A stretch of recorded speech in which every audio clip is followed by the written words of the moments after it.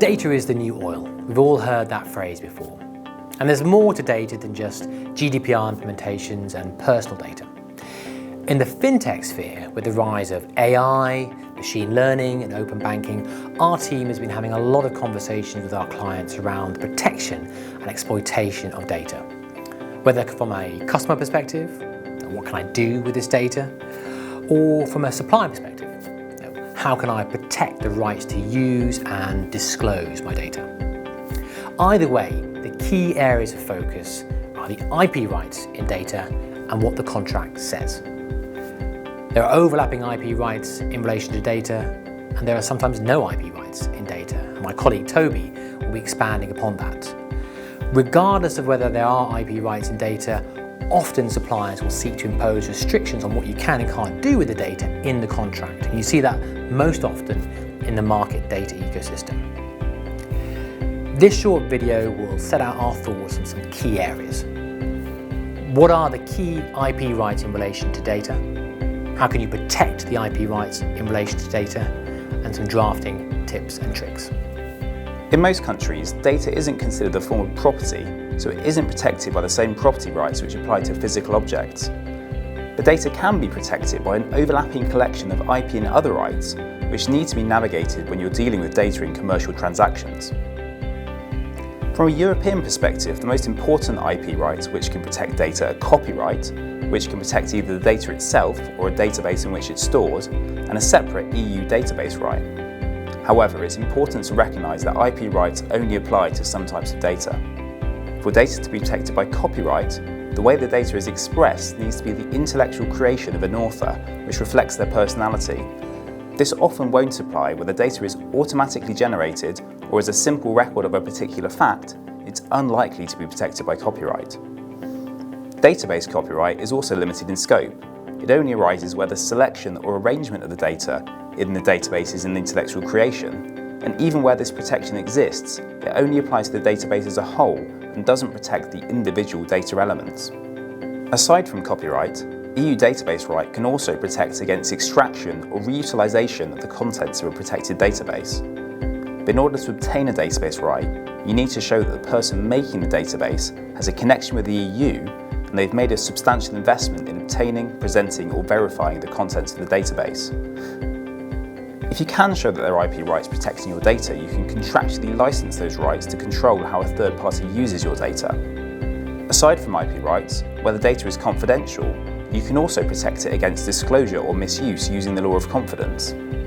This can come from agreeing confidentiality clause in your contract or by relying on the circumstances that data was disclosed as imposing an obligation of confidence. However, key limitation is that confidentiality protection falls away once the data becomes public. As IP rights and confidentiality don't always offer full protection for every type of data, the most common way to control data is therefore by imposing contractual obligations on the recipient. It's important to recognise that contracts can be used to limit the use and disclosure of data, even where the data isn't confidential or protected by IP rights. So the most common pitfall when it comes to drafting is failing to align the IP clause with the confidentiality clause. Now, IP is defined in the contract to include confidential information often. But the rights to use and share, let's say, licensed data is dealt with in two places, but they're not often aligned properly. For example, in the IP clause, you might have a wide right to use the licensed data, perpetual and irrevocable, fully sublicensable.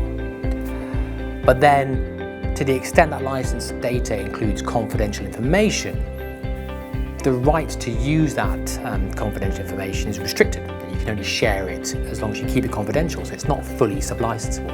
Often you've got to return that confidential information on termination or expiry of the agreement, so it doesn't continue in perpetuity.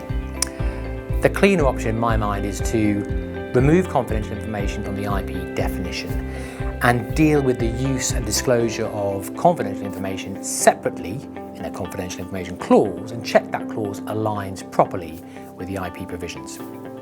Let me give you an example to bring it to light. Let's assume we've got IP rights in relation to licensed data And that license data includes confidential information, whether in whole or in part.